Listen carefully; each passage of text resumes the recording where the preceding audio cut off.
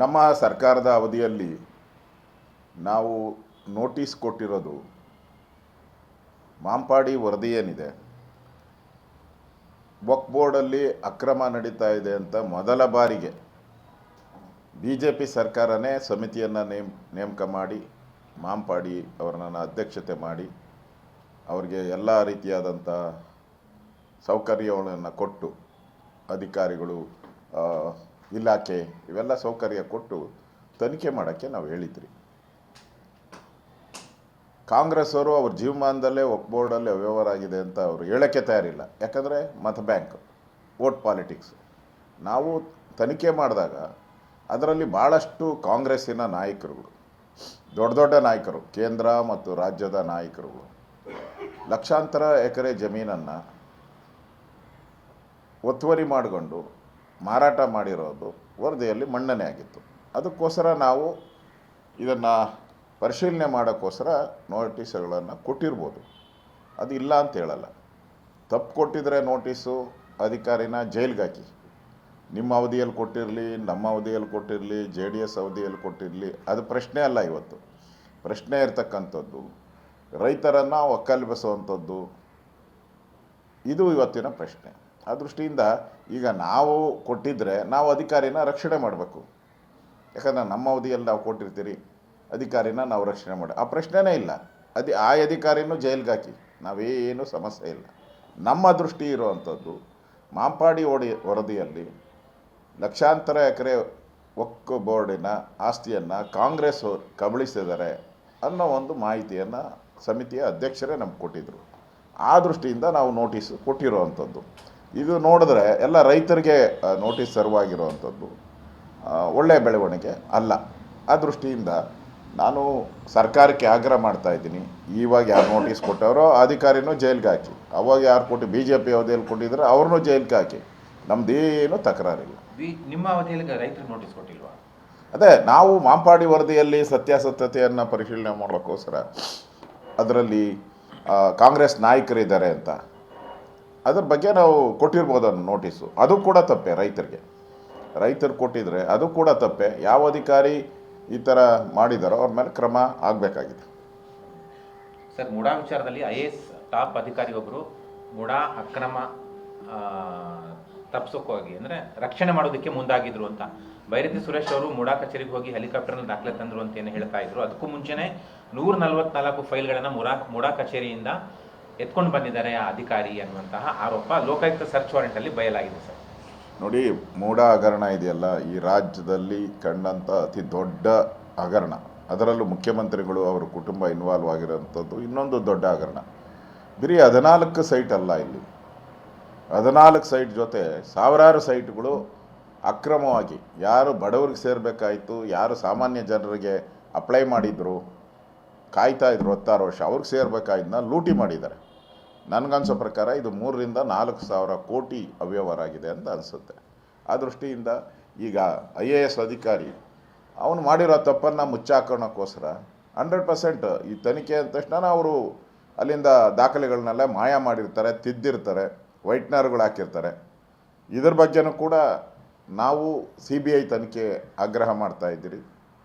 CBI ತನಿಖೆ ಆದರೆ ಮಾತ್ರ ಇನ್ನಷ್ಟು ಮೂಡಾದ ಹಗರಣಗಳು ಹೊರಗಡೆ ಬರುತ್ತೆ. ಅದಕ್ಕಿಂತ ಹೆಚ್ಚಾಗಿ ಯಾರು ಸಾಮಾನ್ಯ ಜನ ಸೈಟ್ಗಳಿಗೆ ಅಪ್ಲೈ ಮಾಡಿ ಕಾಯ್ತಾಯಿದ್ರು 16 ವರ್ಷ, ಅವರಿಗೆ ಒಂದು ನ್ಯಾಯ ಕೊಟ್ಟಂಗಾಗುತ್ತೆ. ಮತ್ತು ಸರ್ಕಾರದ ಖಜಾನೆಗೆ 3 ರಿಂದ 4 ಸಾವಿರ ಕೋಟಿ ದುಡ್ಡು ಬರುತ್ತೆ. ಸರ್ಕಾರದ ಬಡ ಜನರ ಒಂದು ಟ್ಯಾಕ್ಸ್ ಪೇಯರ್ಸ್ ಅಮೌಂಟು, ಅದು ಭಾಳ ಇಂಪಾರ್ಟೆಂಟು. ಅದಕ್ಕೆ ಈ ಫೈಲು ಬೈರತಿ ಸುರೇಶ್ ಅವರು ಬಂದು ಅವರೆಷ್ಟು ಫೈಲ್ ಎತ್ಕೊಂಡು ಹೋದ್ರೋ ಗೊತ್ತಿಲ್ಲ. ಅದಕ್ಕೆ ಮುಂಚೆನೇ ಇವರೊಂದಷ್ಟು ಫೈಲ್ ಎತ್ಕೊಂಡು ಹೋಗಿದ್ದಾರೆ ಅನ್ನೋದು ನನಗೆಲ್ಲ ದಿಗ್ಭ್ರಮೆ ಆಗ್ತಾಯಿದೆ. ಒಂದು ರೀತಿ ದಿಗ್ಭ್ರಮೆ. ಏನಪ್ಪ ಈ ರೀತಿ ಅಧಿಕಾರಿಗಳು, IAS ಅಧಿಕಾರಿಗಳೇ ಫೈಲ್ಗಳನ್ನು ಕದಿಯೋಂಥ ಸ್ಥಿತಿಗೆ ಬಂದುಬಿಟ್ರೆ ನಮ್ಮ ಸರ್ಕಾರ ಎಲ್ಲಿಗೆ ನಿಲ್ಲುತ್ತೆ? ಯಾರು ಫೈಲ್ಗಳನ್ನು ರಕ್ಷಣೆ ಮಾಡಬೇಕಾಯಿತು ಅದೇ ಅಧಿಕಾರಿ ಫೈಲ್ಗಳನ್ನು ಕಳ್ತನ ಮಾಡ್ತಾರೆ ಅಂತ ಹೇಳಿದ್ರೆ ನಮ್ಮ ರಾಜ್ಯದ ಆಡಳಿತ ವ್ಯವಸ್ಥೆ ಎಷ್ಟು ಕುಸಿದಿದೆ ಅನ್ನೋದು ಇದರಿಂದ ಸ್ಪಷ್ಟ ಆಗ್ತಾ ಇದೆ. ಅದರಿಂದ CBI ತನಿಖೆ ಒಂದೇ ಇದಕ್ಕೆ ಪರಿಹಾರ ಅಂತ ನಾನು ಆಗ್ರಹ ಮಾಡ್ತಾಯಿದ್ದೀನಿ. ಎಲ್ಲ ಒಂದು ಕಿಚ್ಚು ಬಿಜೆಪಿ ಹೊರಟದ ಕಿಚ್ಚು ಡಲ್ ಆಯ್ತಾ ಅಂತ ವಕ್ಫ್ ವಿಚಾರದಲ್ಲಿ ನಿಮ್ಮ ಯತ್ನಾಳ್ ಟೀಮ್ ಇವತ್ತಿಂದ ಹೋಗ್ತಾ ಇದ್ದಾರೆ, ಬಿಜೆಪಿ ಟೀಮು ಮೌನ. ಬೇರೆ ಬೇರೆ ವಿಚಾರಗಳಲ್ಲೂ ಕೂಡ ಯಾಕೋ ಡಲ್ ಆಗಿದೆ ಬಿಜೆಪಿ ಟೀಮು ಅಂತ. ನೋಡಿ, ಈ ಬೈ ಎಲೆಕ್ಷನ್ನು ನಮ್ಗೆ ಯಾವುದು ಕೂಡ ಪಾರ್ಟಿ ಮೇಲೆ ಯಾವುದೇ ರೀತಿಯ ಎಫೆಕ್ಟ್ ಆಗಲ್ಲ. ಯಾಕಂದರೆ ಹಿಂದೇನೂ ಕೂಡ ನಮ್ಮ ಸರ್ಕಾರ ಇದ್ದಾಗ ನಾವು 18 ಬೈ ಎಲೆಕ್ಷನ್ ಗೆದ್ದಿದ್ದೀರಿ. ಅದಾದಮೇಲೆ ಜನರಲ್ ಎಲೆಕ್ಷನಲ್ಲಿ ನಾವು ಸೋತಿದ್ದೀರಿ. ಇವರು 3 ಬೈ ಎಲೆಕ್ಷನ್ ಗೆದ್ದಿರೋದು. ಇದಕ್ಕೆ ಏನೋ ಕ್ಲೀನ್ ಚಿಟ್ ಅಂತೆ, ಏನು ಬೂಡ ಕ್ಲೀನ್ ಚಿಟ್ ಕೊಟ್ಬಿಟ್ಟವ್ರೆ. ವಾಲ್ಮೀಕಿ ಹಗರಣಕ್ಕೆ ಕ್ಲೀನ್ ಚಿಟ್ ಅಂದರೆ ಭ್ರಷ್ಟಾಚಾರ ಮಾಡಿ ಬೈ ಎಲೆಕ್ಷನ್ ಆಗ್ಬಿಟ್ಟು ಗೆದ್ದುಬಿಟ್ರೆ ಕ್ಲೀನ್ ಚಿಟ್ ಅಂತಾನೆ ಅರ್ಥ. ಇದು ಕಾನೂನಾ, ಸಂವಿಧಾನನ ಇದು? ಅದೇ ಬೇರೆ ಇದೇ ಬೇರೆ. ಅಲ್ಲಿ ಲೋಕಲ್ ಇಶ್ಯೂ ಇದು. ಇಲ್ಲಿ ಲೋಕಲ್ ಇಶ್ಯೂ ನಡೆದಿರೋವಂಥದ್ದು. ಮತ್ತು ಮತದಾರರ ಸಂಖ್ಯೆ 7ರಿಂದ 8 ಲಕ್ಷ ಅಷ್ಟೇ ಇದು ಮತದಾರರ ಸಂಖ್ಯೆ. ರಾಜ್ಯದಲ್ಲಿ ಸುಮಾರು 4-5 ಕೋಟಿ ಮತದಾರರಿದ್ದಾರೆ. ಅವರ ವರ್ಡಿಕ್ಟ್ ಅಲ್ಲ ಇದು. ಇದು ಅಷ್ಟಕ್ಕೆ ಸೀಮಿತ. ಅಲ್ಲಿ ಸ್ಥಳೀಯ ಅಭ್ಯರ್ಥಿ, ಅಲ್ಲಿನ ವಾತಾವರಣ, ಆಡಳಿತ ಮಾಡುವಂಥ ಪಕ್ಷ, ಅಲ್ಲಿನ ಕಾಂಟ್ರಾಕ್ಟ್ರುಗಳು, ಅಲ್ಲಿ ಅಧಿಕಾರಿಗಳು, ಇವರೆಲ್ಲರೂ ಇದಕ್ಕೆ ಭಾಗಿದಾರರಾಗಿರ್ತಾರೆ. ಆದ್ದರಿಂದ ನಮ್ಮ ಹೋರಾಟ ನಿಲ್ಲಲ್ಲ. ನಿನ್ನೆನೂ ಕೂಡ ನಾನು ಮಂಡ್ಯ ಪ್ರವಾಸ ಮಾಡಿದ್ದೀನಿ. ಮಂಡ್ಯದಲ್ಲಿ ಪಾರ್ಟಿಯ ಸಂಘಟನೆಗೋಸ್ಕರ ಹೋಗಿದ್ದೀನಿ. ನಾಳೆ 3 ಗಂಟೆಗೆ ಸಭೆನೂ ಕೂಡ ಕರೆದಿದ್ದೀನಿ ನಾನು. ವಿಧಾನಸಭಾ ಅಧಿವೇಶನದ ಬಗ್ಗೆ ಏನು ಚರ್ಚೆ ಮಾಡಬೇಕು ಅನ್ನೋದಕ್ಕೆ ಪ್ರಮುಖರ ಸಭೆಯನ್ನು ಕೂಡ 3 ಗಂಟೆಗೆ ಕರೆದಿದ್ದೀನಿ. ಅದೇ ರೀತಿ JDS ನಾಯಕರಾದಂಥ ಕುಮಾರಣ್ಣವ್ರ ಜೊತೆ ಮಾತಾಡಿದ್ದೀನಿ. ಅವರು ಶನಿವಾರ ಬರ್ತಾರೆ.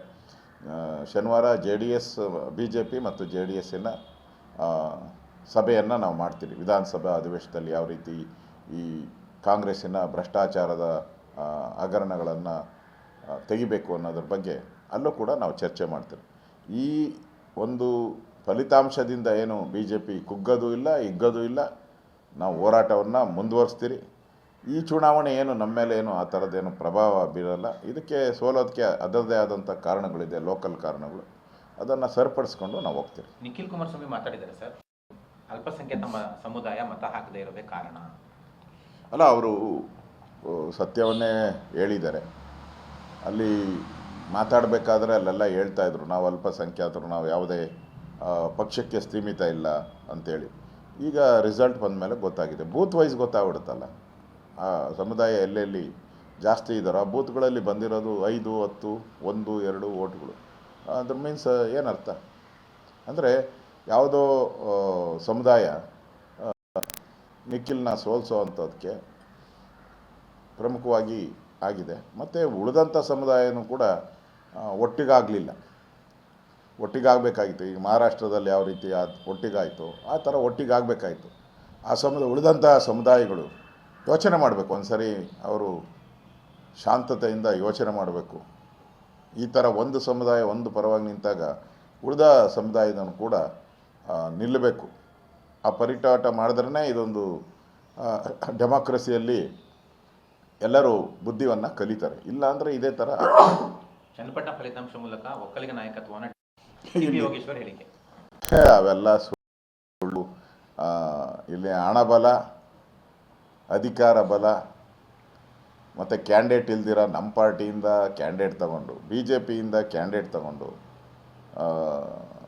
ಒಕ್ಕಲಿಗ ನಾಯಕತ್ವ ಬಂದಿದೆ ಅಂದರೆ ಏನರ್ಥ? ನಿಮಗೆ ಒಕ್ಕಲಿಗ ನಾಯಕತ್ವ ಇದ್ದರೆ ಪಾರ್ಲಿಮೆಂಟ್ ಎಲೆಕ್ಷನಲ್ಲಿ ಯಾಕೆ ಸೋತ್ರಿ ನೀವು? ನಿಮ್ಮ ತಮ್ಮನ ಕೆಲಸ ಕಾಣಕ್ಕಾಗಿಲ್ಲ ನೀವು. ಒಕ್ಕಲಿಗರ ಬೆಲ್ಟು ಕನಕಪುರ ಲೋಕಸಭಾ ಕ್ಷೇತ್ರ ಒಕ್ಕಲಿಗರ ಬೆಲ್ಟ್, ಅದು ಪೂರ್ತಿ ಮೋರ್ ದೆನ್ 60%. ನೀವು ಅಲ್ಲೇ ಗೆಲ್ಸ್ಕೊಳಕ್ಕಾಗಿಲ್ಲ, ನಿನ್ನ ತಮ್ಮನ ಗೆಲ್ಸ್ಕೊಳಕ್ಕಾಗಿಲ್ಲ. ಯೋಗೇಶ್ವರನ ಗೆಲ್ಸ್ಬಿಟ್ಟು ಒಕ್ಕಲಿಗರ ನಾಯಕ ಅಂದರೆ ಯಾರು ನಂಬ್ತಾರೆ? ಯಾರು ನಂಬಕ್ಕೆ ಸಾಧ್ಯನೇ ಇಲ್ಲ. DK ಶಿವಕುಮಾರ್ ಯಾವತ್ತೂ ಒಕ್ಕಲಿಗ ನಾಯಕರು ಆಗೇ ಇಲ್ಲ, ಮುಂದೇನೂ ಆಗೋದು ಇಲ್ಲ.